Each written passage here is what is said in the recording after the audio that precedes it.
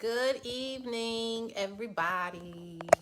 I come to inspire and empower today by teaching you how to unlock your gifts of hope so that you can maintain your crown by passing the test.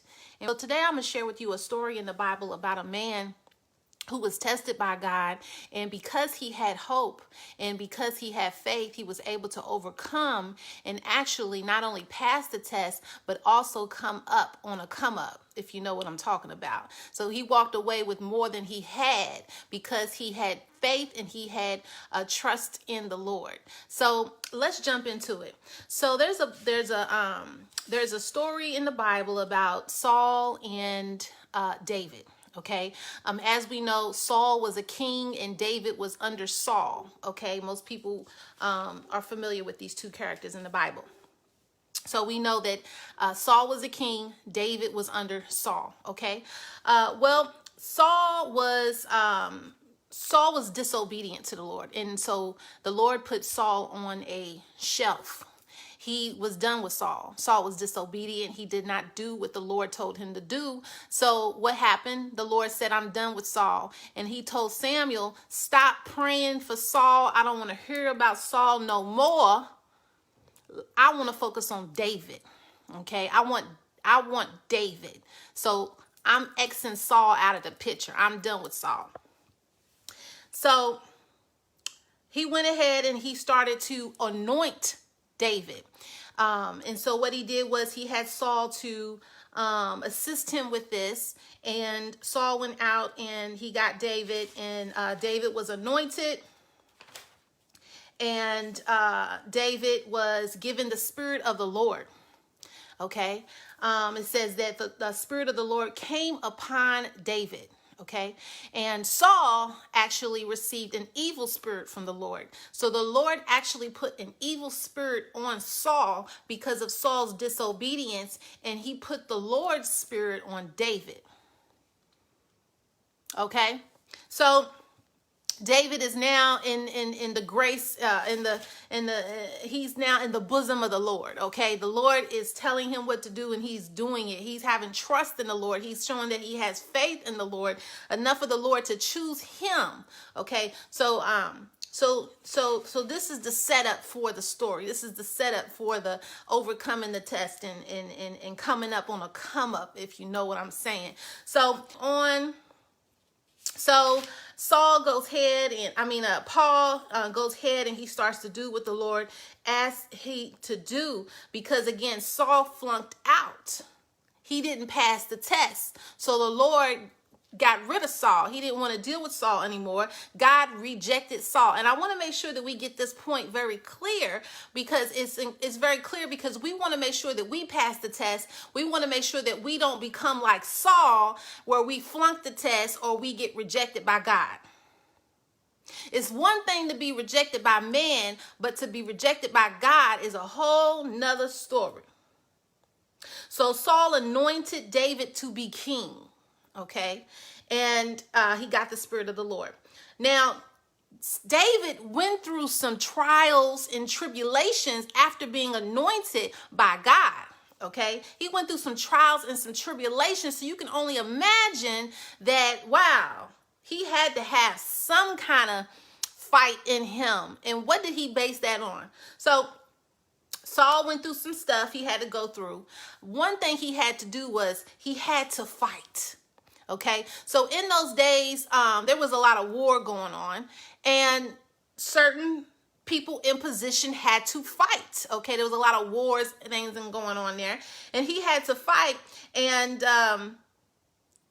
in the midst of all of this, Saul was after David. Saul wanted to kill David because David was anointed to become king. And Saul did not want that to happen. Saul wanted to maintain his position as king, and he did not want David to become king. So he tried everything that he could to kill David. Okay?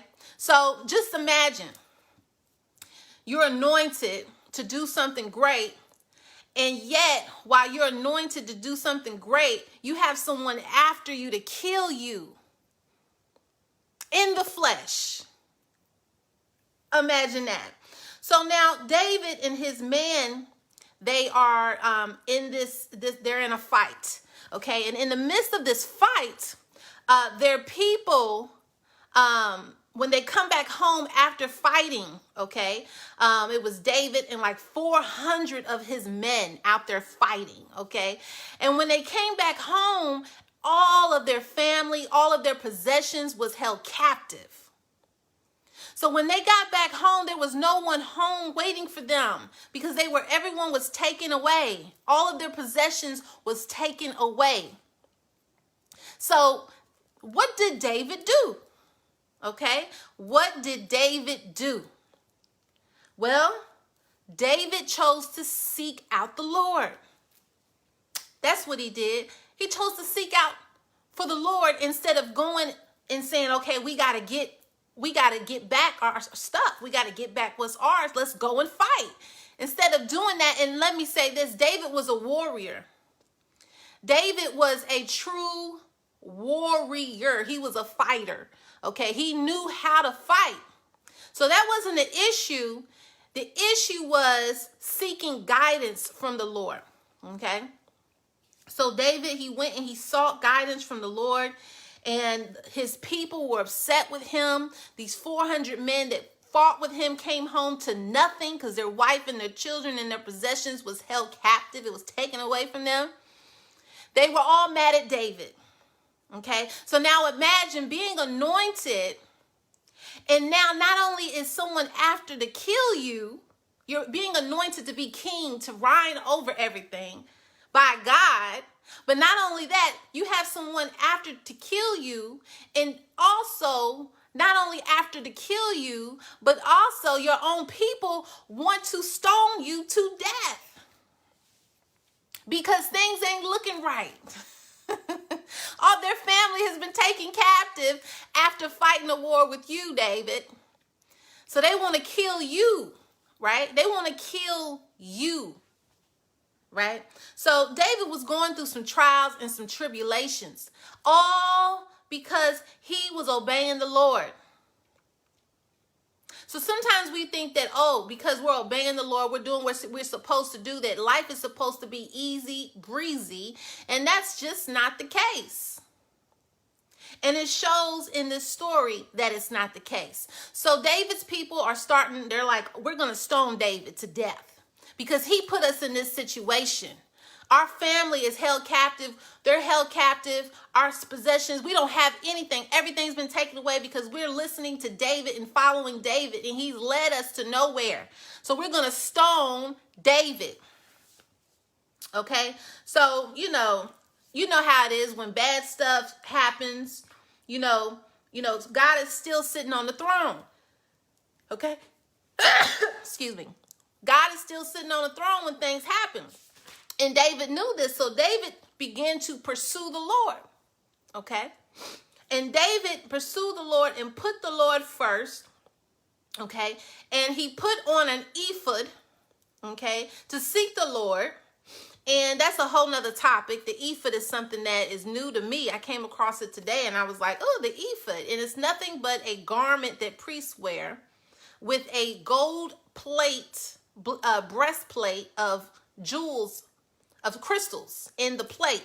And he put this on to seek the Lord on what to do about this matter. And so that's what they would use this ephod for. It's called ephod. It's spelled E-P-H-O-D.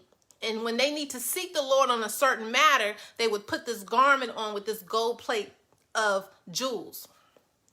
So he's like, Lord, what do I do concerning this matter? My people have been taken captive. This is including his 2 wives, his children, all his possessions, everything. And the Lord told David to pursue and recover all.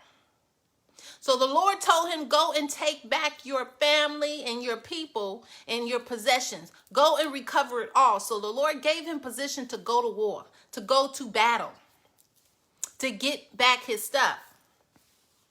And so basically he sought out the Lord, and the Lord said, go get him. Okay. Now, David recovered all. He did exactly what the Lord told him to do. He recovered all, but not only did he recover all, he got all of their stuff too and took everybody else's stuff. So he got all his stuff, all his people got their stuff back, including their family, their wives, their children, all their possessions, and also they took the livestock of those who took their stuff. So they got their stuff plus more back. So in this situation, it shows that it started out bad and then it got better. And I want to come to you today, and I want to stress the fact that whatever it is that you might have going on, you may not have anything going on. Everything might be easy breezy for you. But if you're watching this and you got something coming on, or maybe something is coming, you just don't see it yet, because that's how life is, you know. You get some good and you get some, you know, it's just how it is. Nothing ever stays the same. So put it in your pocket. So the point is,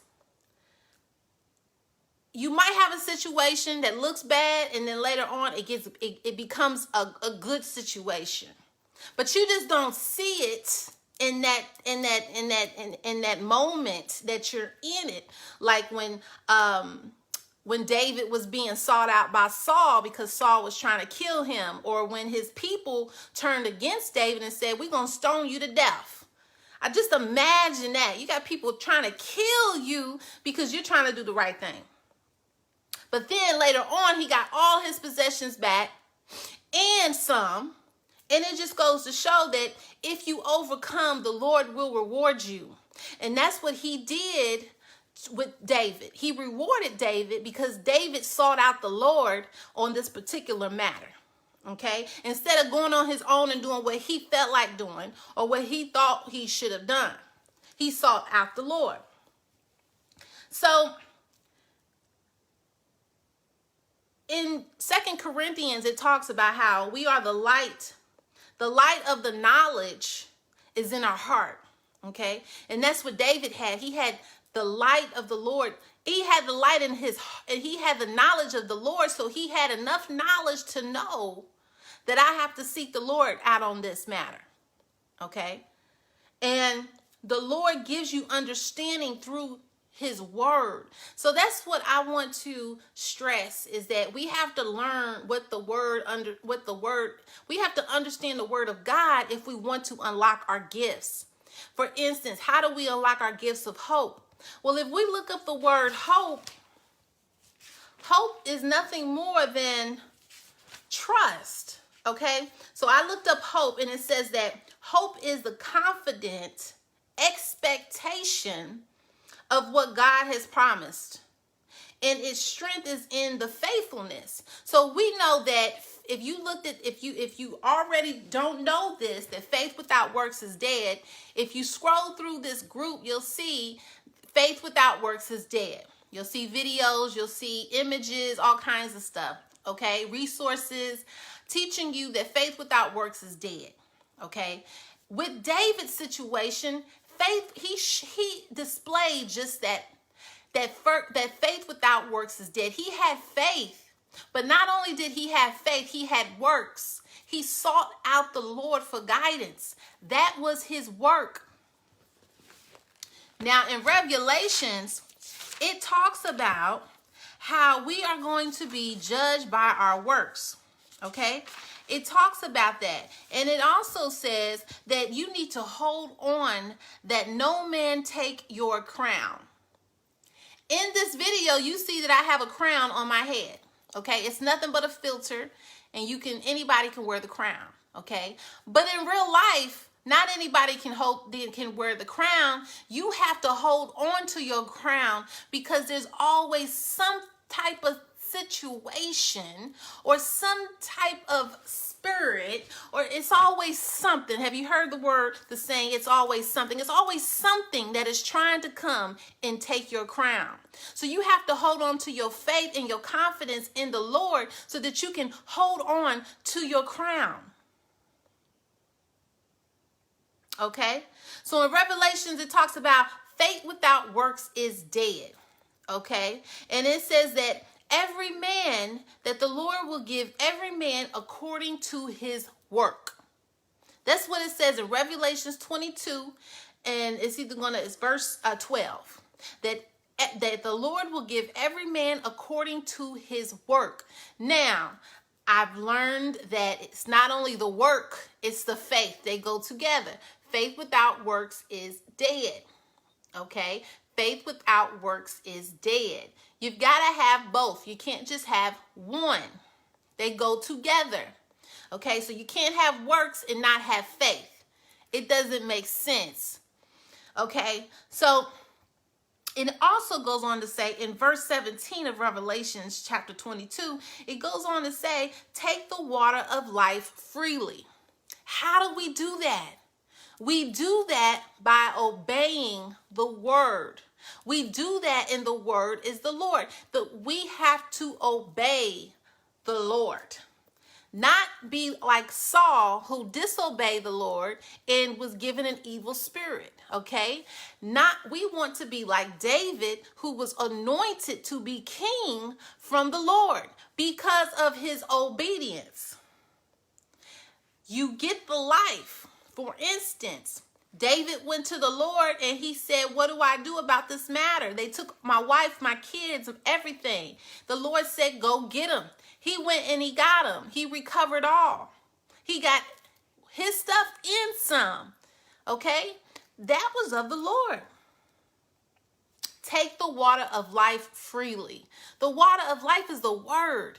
The word is what's going to unlock the gifts that we have by being obedient to what the Lord has to say. So I'm going to end on this note. It talks about in Matthew 22. It says the kingdom of heaven is like a wedding.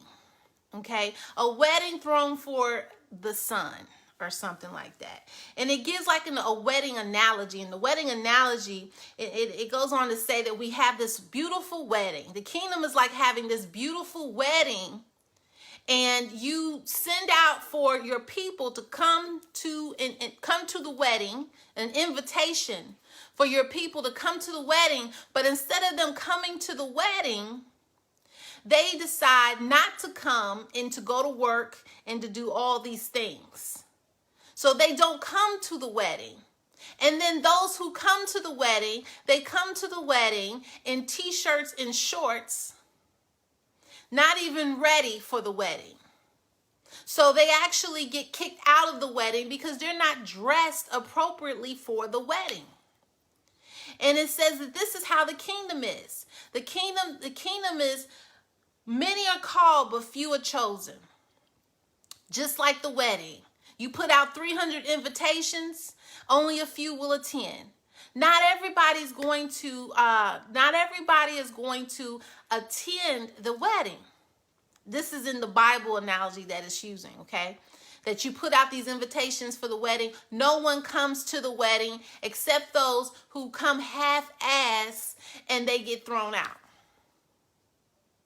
So who do you want to be? Do you want to be the one who comes to the wedding the right way and gets to enjoy the wedding? Or are you going to be the one that's too busy because they have to work and they have to do this and they have to do that, or, that type of thing? So they don't even attend the wedding. Which one are you going to be? Are you going to be the one that comes correct? And it talks about this in the word. It talks about how the Lord doesn't want us to come hot. He'd rather us be hot or cold, not lukewarm.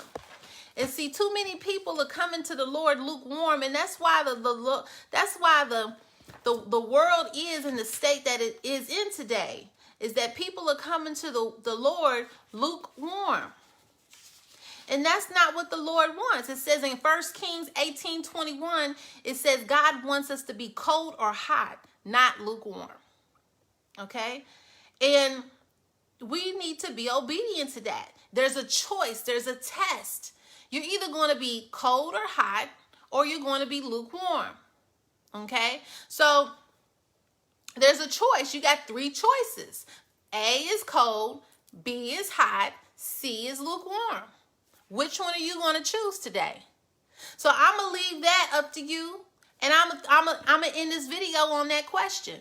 Are you cold, hot, or lukewarm? Which one do you choose? And determine in whichever you choose will determine whether you attend the wedding or not, which is the kingdom of heaven. Okay? And that's it.